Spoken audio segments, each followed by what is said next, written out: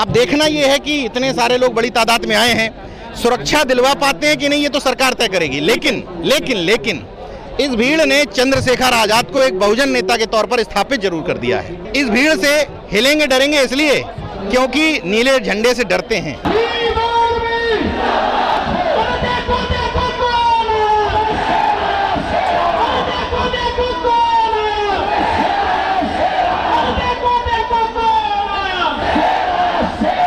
नमस्कार, मैं ओमदेव। आज हम हैं दिल्ली में जंतर मंतर पर। यहाँ पर भीम आर्मी और आजाद समाज पार्टी का संयुक्त रूप से आंदोलन है। चंद्रशेखर आजाद जी पर फायरिंग कर दी गई थी उनके गृह जनपद सहारनपुर में। उसको लेकर उन्होंने मांग की है कि उनको जो सुरक्षा दी जाए, जिस तरह से और नेताओं को सुरक्षा दी गई है। हमारे साथ हैं नीरज पटेल जी, जो एक पत्रकार भी है सीनियर और एक सामाजिक कार्यकर्ता भी है। सर, क्या लग रहा है, सुरक्षा मिलेगी आजाद समाज पार्टी के जो नेता हैं चंद्रशेखर जी को?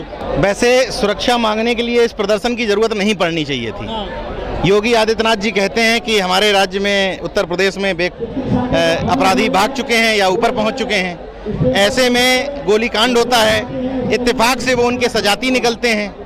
तो बुलडोजर की कार्रवाई तो छोड़िए, कोई भी ऐसी कार्रवाई नजर नहीं आती जो अमूमन मुख्यमंत्री अपने सख्त रुख के कारण दिखाते हैं।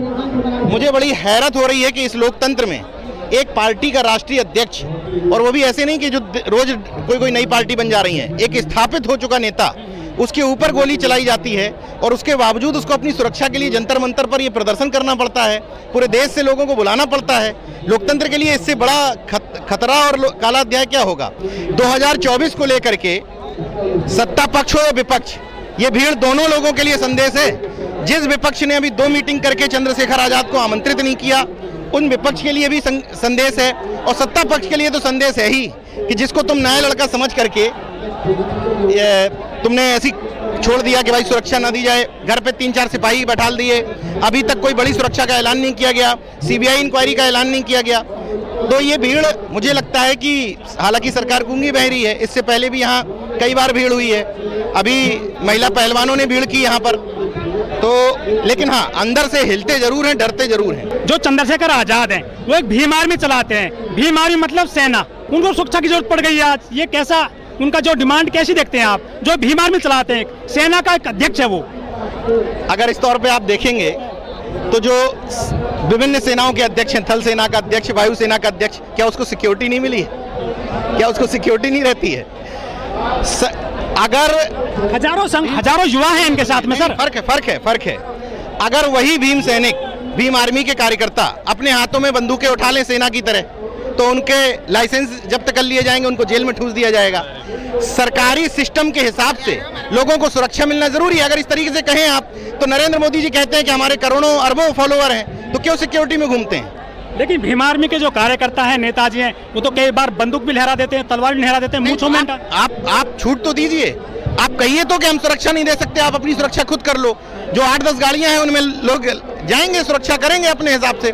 फिर सरकार ये ना कहे कि आपके जो असलहे लेके चल रहे हैं वो अवैध हैं, फिर ये जांच होगी, वहां से वो पड़ताल होगी। संवैधानिक सिस्टम में व्यक्तिगत असलहे लेके चलना, ये किसी संवैधानिक सिस्टम में नहीं आता है।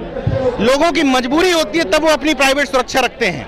अगर किसी के ऊपर हमला हुआ है, छोड़ दीजिए चंद्रशेखर आजाद को, सामान्य व्यक्ति के ऊपर भी अगर हमला होता है, तब भी सरकार की जिम्मेदारी होती है कि उसको सुरक्षा प्रदान करे। लॉ एंड ऑर्डर व्यक्तिगत मसला नहीं है, लॉ एंड ऑर्डर कानून का मसला है, स्टेट का मसला है और सेंट्रल का मसला है। लेकिन कहीं भी जो उत्पीड़न होता है, दलित का, पिछड़े का, कहीं भी, तो चंद्रशेखर आजाद जी जाते हैं, उनकी सुरक्षा की गारंटी लेते हैं।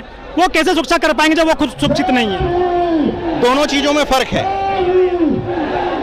वो सुरक्षा की जो गारंटी दी जाती है, वो सामाजिक सुरक्षा की गारंटी है, ना कि ये सुरक्षा की गारंटी कि हम चारों तरफ आपके पहरा लगा करके और हथियारबंद गिरोह खड़ा कर देंगे। दोनों सुरक्षाओं में फर्क है। सामाजिक सुरक्षा की गारंटी है कि आपके साथ अन्याय अत्याचार नहीं होने देंगे। तो अन्याय अत्याचार करने की हिम्मत कहां पड़ रही है लोगों की? ये तो सामने आकर के लड़ने की हिम्मत कहां पड़ रही है? छुप करके वार कर रहे हैं। तो दोनों में अंतर है ना। गोली चलाने वाला हमला करना, कलम से हमला करना, दोनों में अंतर है। अगर मनुवादियों को, सामंतियों को इतनी तकलीफ है चंद्रशेखर आजाद से, तो हमला करें ना, अपनी बातों से हमला करें, लिख करके हमला करें, मन से हमला करें, लेकिन ये गोली चलाना तो कायरता है। सर, जितने भी बहुजन नेता हुए हैं हमारे देश में, चाहे काशीराम जी हो, बाबा साहब हो, मायावती हो या और बहुत सारे नेता, किसी ने आंदोलन नहीं किया सुरक्षा के लिए यहाँ जंतर मंतर पर आकर। ये जंतर मंतर आ गए सुरक्षा के लिए। रवैया चेंज हुआ है और तरीका भी चेंज हुआ है। हर दौर में सब लोगों की पॉलिटिक्स अलग अलग होती है। मैंने जितना एक पत्रकार के तौर पर चंद्रशेखर आजाद को समझा है, वो एग्रेसिव लीडरशिप करते हैं, एग्रेसिव बात करते हैं, प्लस माहौल में फर्क है। वो दौर था जब तिलक तराजू और तलवार की बात चलती थी। उस समय कोई इस तरीके से आपके ऊपर गोली चला के और हमला नहीं किया करता था। लेकिन ये दौर है जब आप मनुवाद को, सामंतवाद को चुनौती देते हैं तो आपको जेल में ठूंस दिया जाता है, आपको सड़क पे मॉब लिंचिंग हो जाती है, पीट दिया जाता है। आप जिस सुरक्षा पे बार बार बात कर रहे हैं, मैंने जो ऑब्जर्व किया है, ये जो धरना प्रदर्शन सुरक्षा और सीबीआई इंक्वायरी से एक कदम आगे बढ़ते हुए सत्ता पक्ष और विपक्ष को, दोनों को संदेश दे रहा है, क्योंकि विपक्ष ने भी इग्नोर किया ना 2 मीटिंगों में। तो ये पूरा प्रदर्शन पूरे देश से जो लोग आए हैं, मुझे लगता है कि सत्ता पक्ष के साथ साथ विपक्ष को भी ये जवाब दे रहे हैं कि देख लो, एक बहुजन नेता स्थापित हो रहा है, इग्नोर करोगे तो ठीक नहीं रहेगा। काशीराम जी ने पूरे देश में साइकिल चलाई थी, पैदल चले थे वो, बाकी और नेता भी रहे, उन्होंने पुलिस नहीं मांगी, सुरक्षा नहीं मांगी, बड़े नेता बन गए देश में वो। उनके ऊपर गोली भी तो नहीं चली। जब किसी के ऊपर गोली चलेगी स्वाभाविक है वो सुरक्षा मांगेगा। फर्क ये पड़ता है दौर क्या है। आप रामस्वरूप वर्मा जी के दौर की बात, पेरियार ललई के दौर की बात, बाबा साहब के दौर की बात, साहू जी महाराज के दौर की बात की कंपैरिजन इस समय से नहीं कर सकते। अंतर है ना उस समय में। इस दौर में आप सोचो कि आप घर में बैठे हुए एक ट्वीट कर देते हैं, आप कुछ नहीं बोलते, सड़क पे नहीं निकलते, उस ट्वीट में आपके ऊपर हमला हो जाता है। उस दौर में अगर कोई व्यक्ति समाज का काम करने के लिए, तो मांगना ही नहीं चाहिए था, ये तो सरकार की जिम्मेदारी थी कि देना चाहिए था।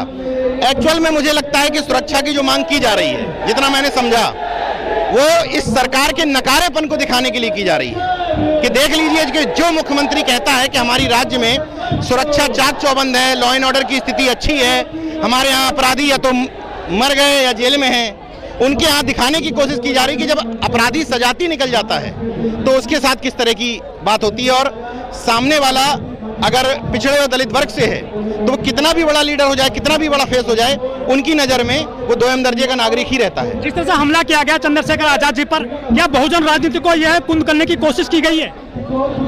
कोशिश तो यही थी, लेकिन मुझे तो बढ़ती हुई दिख रही है। कोशिश तो यही थी, लेकिन महागठबंधन वालों तो बुलाया नहीं है। फिर भी यही तो मैं कह रहा हूँ कि ये जो भीड़ है, ये जो जन सैलाब है, ये दोनों को चुनौती है, दोनों को संदेश है। हालांकि आज जैसी मुझे जानकारी है कि शायद जयंत चौधरी ने कहा कि हम आएंगे, राजेंद्र पाल गौतम विपक्ष से आएंगे, अखिलेश यादव को 5 लोगों का एक प्रतिनिधिमंडल भेजना पड़ा, लेटर जारी किया, स्वामी प्रसाद मौर्य बड़े चेहरे के रूप में हैं विपक्ष के, वो यहाँ आएंगे। तो अब विपक्ष ओम प्रकाश राजभर आएंगे। ओम प्रकाश राजभर कहाँ विपक्ष है? साथ में गले मिले थे इनके, मिले थे उस समय तो मोदी जी को भी गाली दी थी।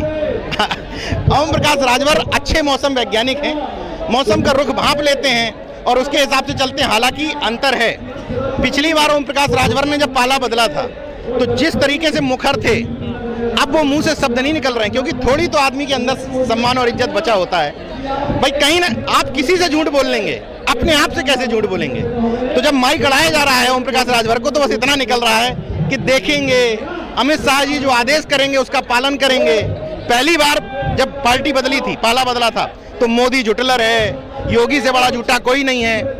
राजनीति में ये सब चलता रहता है, लोग बदलते रहते हैं, लेकिन ओम प्रकाश राजभर के इस स्टैंड की एक सामाजिक न्याय वाले लोग हैं, एक सामाजिक परिदृश्य के लोग हैं, वो निश्चित तौर पर मुखर तौर पर आलोचना कर रहे हैं। चंद्रशेखर आजाद जी कितना डेंट लगा पाएंगे बीएसपी में? मुझे लगता है कि ये सवाल गलत है। चंद्रशेखर आजाद बीएसपी में डेंट लगाने के लिए तो काम कर नहीं रहे हैं। चंद्रशेखर आजाद के हाल फिलहाल में मैंने जो बयान सुने हैं, वो मायावती जी को अपने गार्जियन बताते हैं। मायावती कहते हैं कि हम तो मायावती जी को बड़ा समझते हैं, वो हमें छोटा नहीं समझ रही है, तो हम क्या करें? उनको तो भतीजा है ना पहले से ही। हाँ, तो यही तो प्रॉब्लम है। ये इनको क्यों कुछ समझेंगे? ये जो भाई भतीजावाद वाली पार्टियां हैं, जैसे शरद पवार को नुकसान क्यों हुआ, उद्धव ठाकरे की पार्टी को नुकसान क्यों हुआ, अखिलेश यादव क्यों नहीं 4-4, 5-5 चुनाव जीत पा रहे हैं, ये सब जो पार्टियां हैं, इनमें भाई भतीजावाद की वजह से ही। अब जैसे आकाश आनंद आ गए तो अब भतीजे हैं, पार्टी में कोई कितनी मेहनत कर ले, कितना कांसीराम साहब के साथ साइकिल चला ले, लेकिन भतीजा ही कुर्सी पर बैठेगा। जब भतीजा इस सड़क पर लड़ने वाले नेता से लड़ेगा तो आप भी जानते हैं अंजाम क्या होगा। बहन जी को यही डर है। बहन जी को खुद का डर नहीं है, खुद तो उनकी पॉलिटिक्स अब हो गई जो हो गई। उनको डर है कि हमारा भतीजा इस जमीनी नेता के सामने स्टेब्लिश कैसे हो पाएगा, तकलीफ वो है। कुछ लोग कह रहे हैं कि भीम आर्मी चला लेते लेकिन पार्टी नहीं बनाते, पार्टी तो पहले से स्टैब्लिश्ड है। लोग तो कहेंगे, लोगों का काम है कहना। आप भी कुछ कहते हैं, हम भी कुछ कहते हैं, सुनता कौन है? हम भी कहते हैं कि मोदी जी इतना झूठ मत बोला करो, बोलते हैं ना। लेकिन बहुजनों की कुकुर मुत्ता की तरह बहुत सारी पार्टी बन गई हैं, क्या कभी सत्ता में आ पाएंगे? तो बिखरे पड़े हैं सारे 2-2, 4-4 वोटों में ही सब पार्टी बना लेते हैं। हाँ, इस बात से बिल्कुल सहमत हूं कि पार्टियों की तादाद बढ़ी है, लेकिन उन पार्टियों में कितनी, आप ही बताइए इसका जवाब।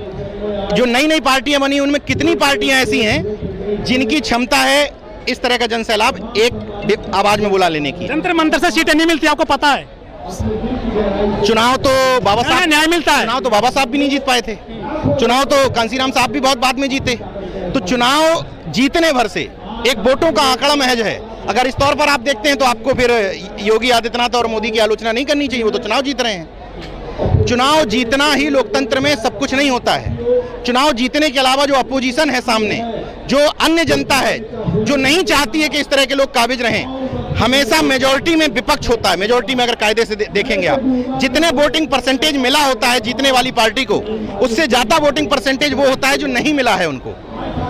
अगर भेड़ चाल से देखेंगे तो लोग इस देश में आज भी, राम रहीम अभी जेल से बाहर आ गया, उसको पूजने पहुंच गए। आसाराम बापू जेल से बाहर निकलता है, उसको पूजने पहुंच जाते हैं। तो भीड़ से आप कैसे तय कर सकते हैं? लेकिन सर, इस शक्ति प्रदर्शन के बाद में कुछ शक्ति बढ़ेगी आजाद समाज पार्टी की, लग रहा है कुछ बुलाएंगे महागठबंधन वाले? लग तो रहा है मुझे, अगर बुद्धि खुलेगी। कितनी सीटें मिलेंगी? अगर बुद्धि खुलेगी और ये लगेगा कि उस महागठबंधन में एक स्थापित दलित लीडरशिप नहीं है तो चंद्रशेखर को बुलाएंगे, और लगता है कि उनको उतने से काम चल जाएगा तो नहीं बुलाएंगे। एनडीए और इंडिया ने किसी भी दलित पार्टी को बुलाया ही नहीं है महागठबंधन में। नहीं, ऐसा ना मत कहिए। तो आपने कहा कि दुकानें तमाम खुली हुई हैं। एक दुकान ओम प्रकाश राजभर की भी है, एक दुकान वहाँ पासवान जी की भी है, वो तो शामिल हैं। जब ये बात आप कहेंगे तब ठेकेदार दुकानदार तमाम हैं। ठेकेदार दुकानदारों की कमी नहीं है, इंडिया में भी दिख जाएंगे और एनडीए में भी दिख जाएंगे।